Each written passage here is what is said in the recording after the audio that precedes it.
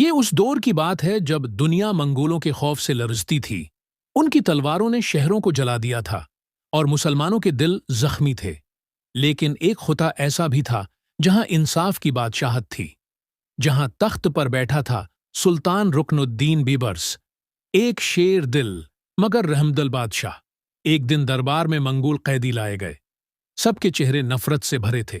سلطان نے انہیں دیکھا اور فرمایا، تم نے ظلم کیا مگر تمہارے ساتھ عدل کیا جائے گا۔ اسلام تلوار نہیں، انصاف سکھاتا ہے۔ سپاہیوں نے حیرت سے دیکھا۔ قیدیوں کو کھانا دیا گیا، علاج کیا گیا اور قرآن سننے کی اجازت بھی دی گئی۔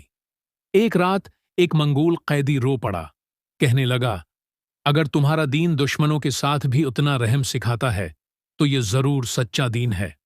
اگلی صبح وہ منگول اسلام قبول کر چکا تھا۔ سلطان نے مسکرا کر کہا، الحمدللہ، اسلام تلوار سے نہیں، کردار سے پھیلتا ہے۔